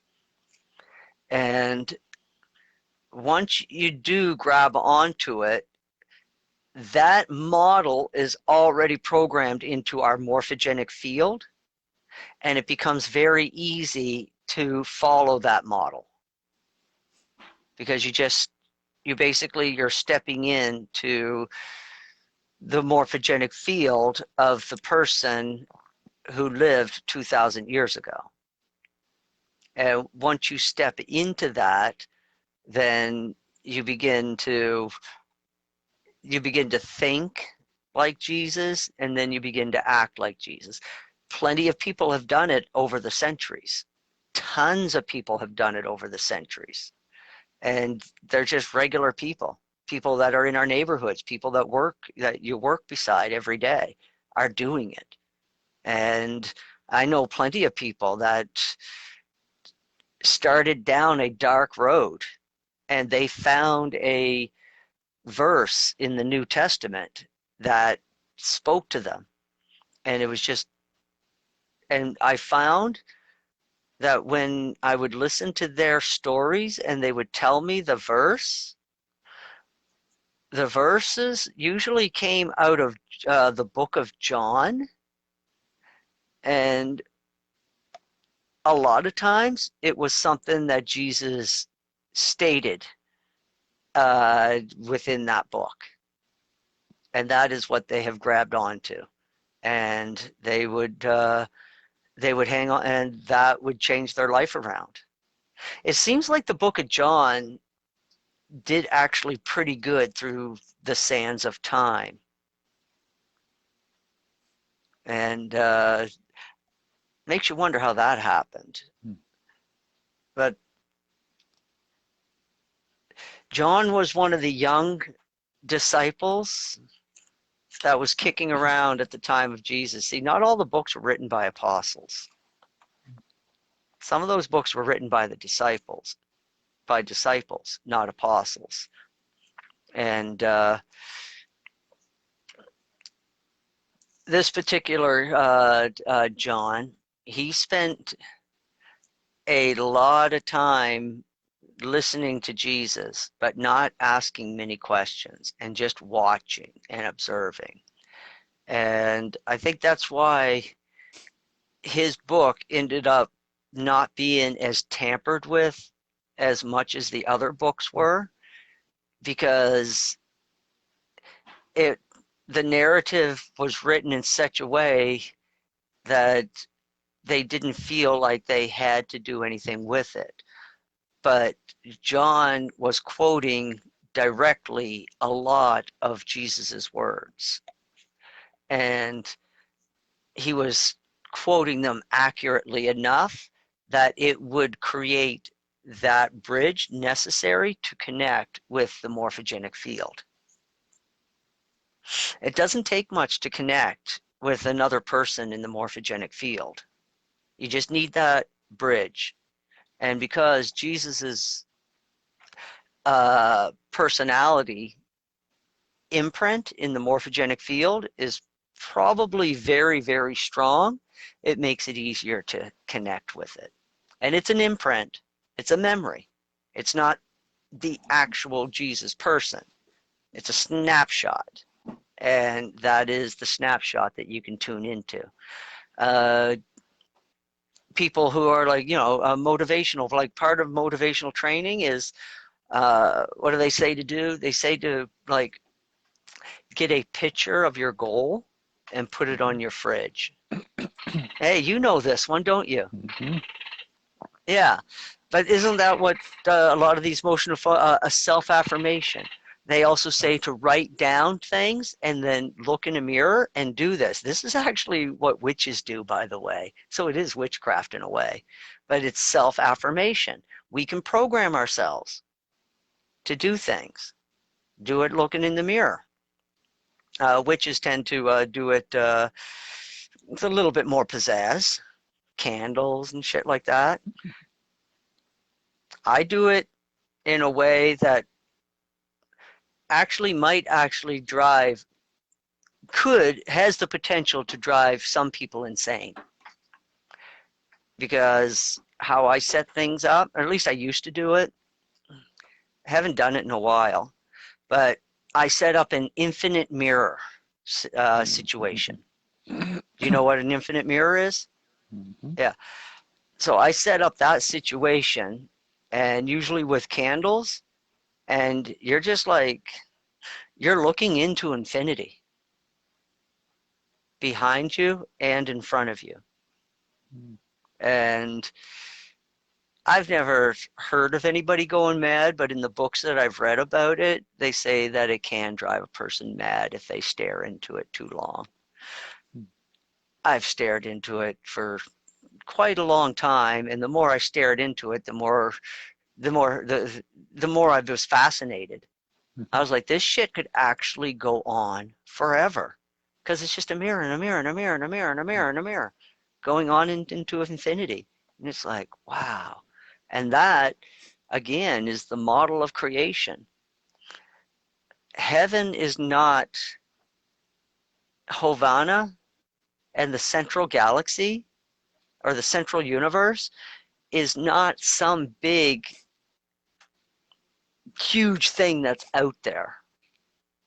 The center of the universe is the smallest part of all creation. Mm-hmm. It's quantum. It's quantum level. Think about what they tell us about quantum.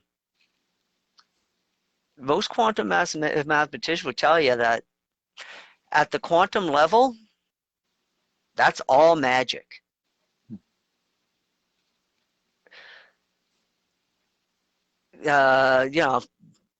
Taking magic as being anything that is so advanced that we cannot understand it.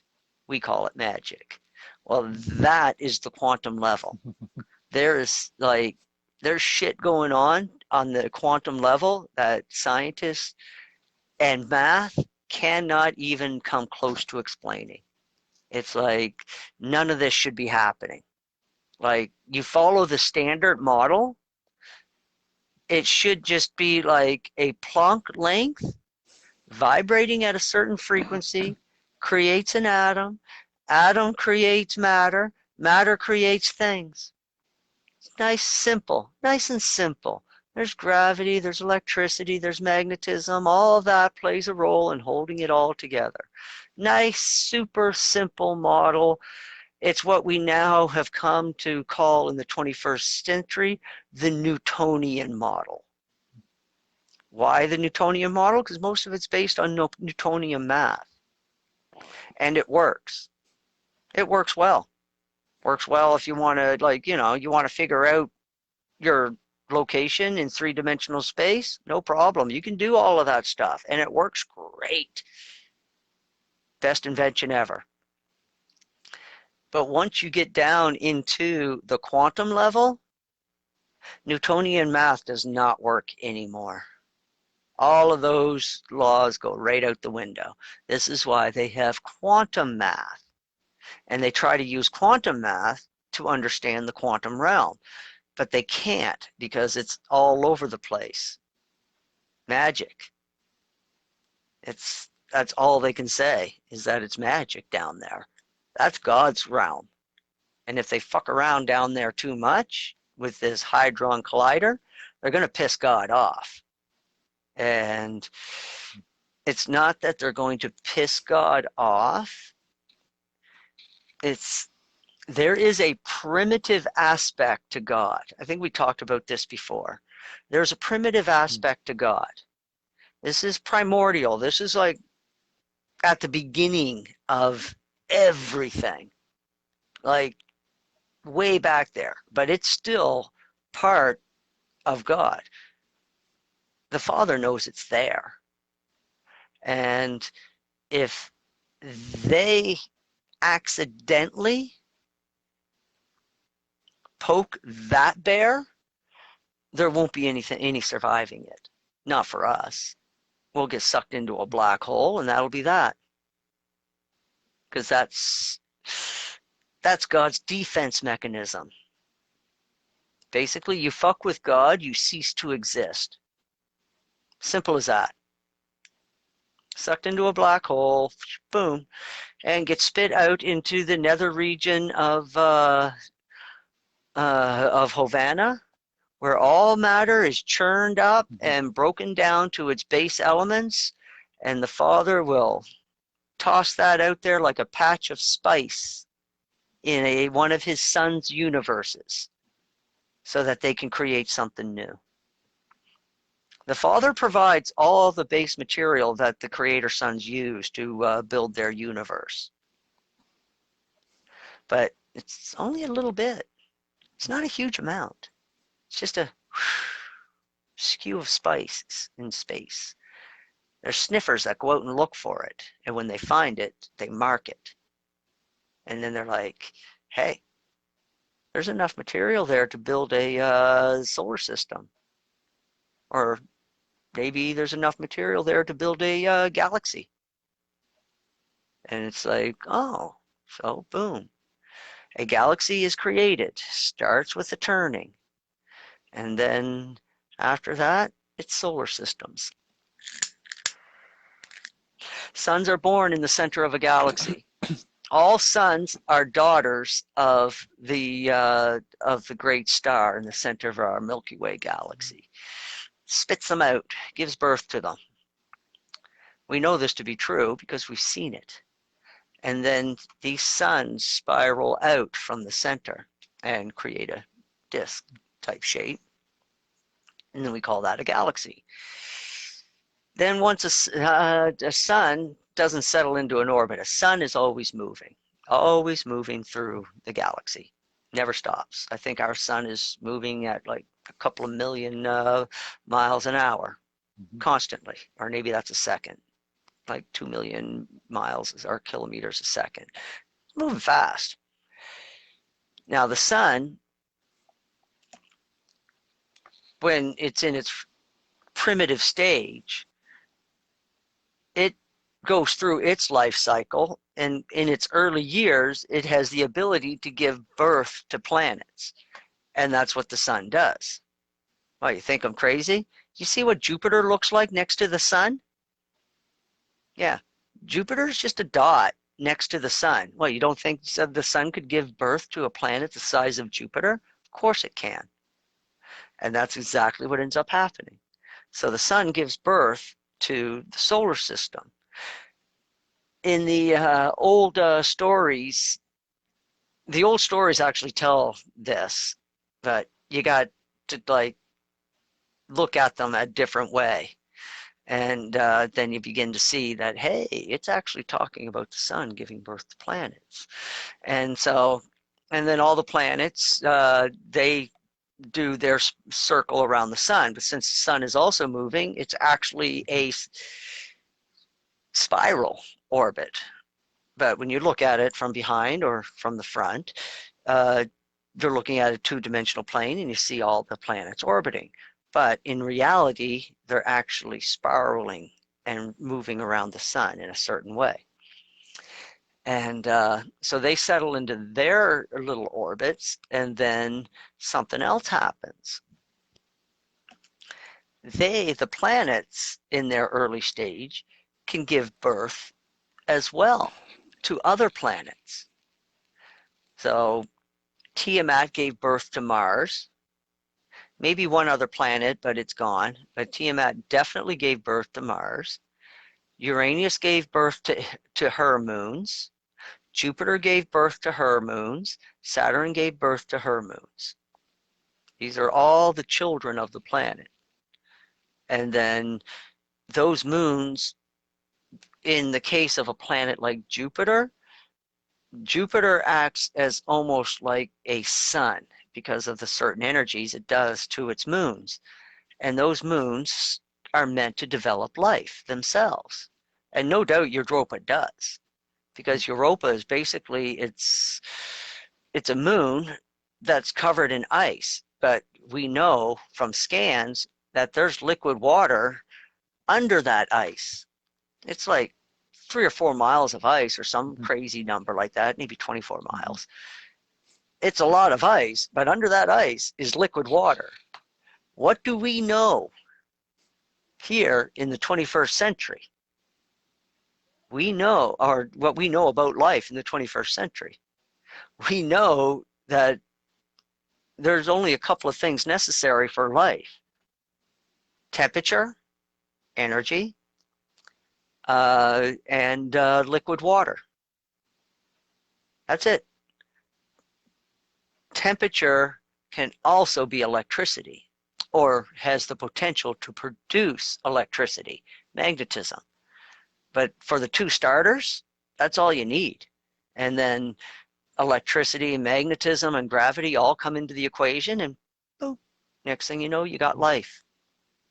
And that life grows and evolves and evolves and evolves.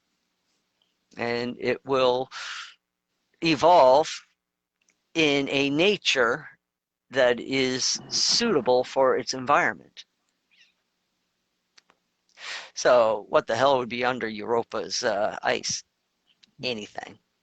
What was on Tiamat? Tiamat was a big planet. Tiamat was like the size of Uranus, and it was covered completely in ocean. It had a core. It had a core of ice, and we call it something that scientists have figured out. It's called Ice X. Now, funny thing about Ice X, it will get to, like, Ice X is basically water that is under so much pressure that it has solidified and froze. But because there is so much pressure, that pressure has created heat. So basically, it's ice that gives off heat. I know that we can't comprehend it, but you got to understand, ice freezes at 0 degrees Celsius on Earth because of how much gravity. Because gravity is 9.82 meters per second. And that creates a certain amount of pressure on the water surface. And you want to know how strong the surface of water is? Well, bugs float on top of it. Frogs can sit on lily pads on top of water. So surface tension is pretty strong.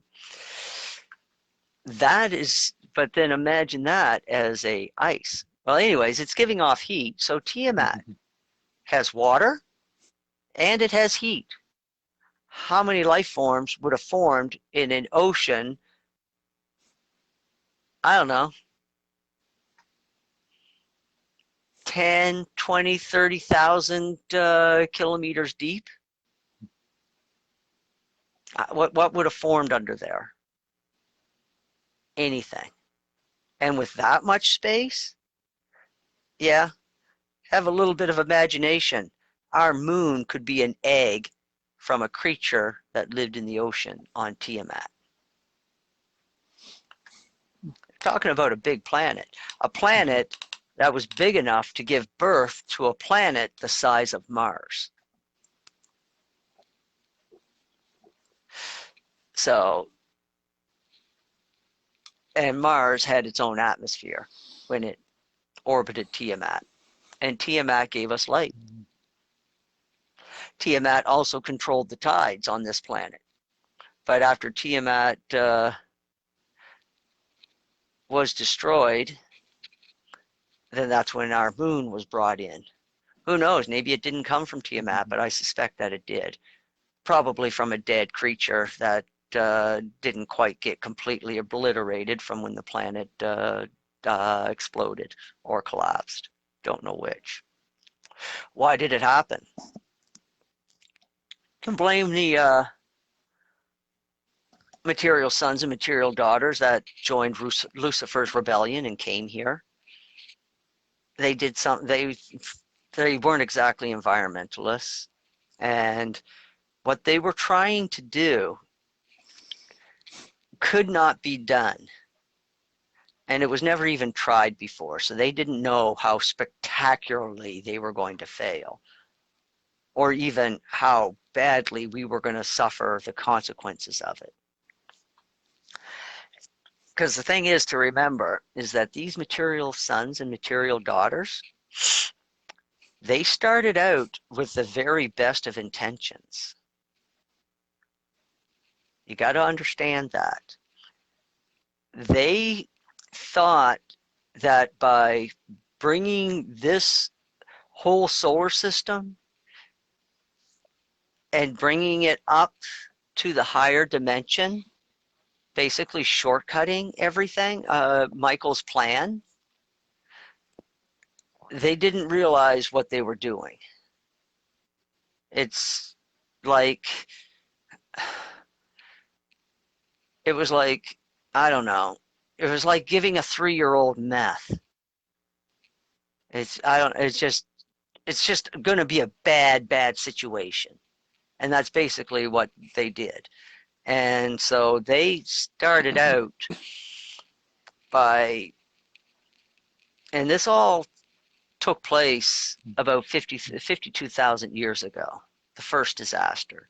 So they spent almost 150,000 years in this solar system, getting mankind up to a technological level, and then getting us out into the solar system to start doing all this work that they directed us to do. They didn't do it themselves, but Can you hear me, Crow? Crow, you're frozen. Oh.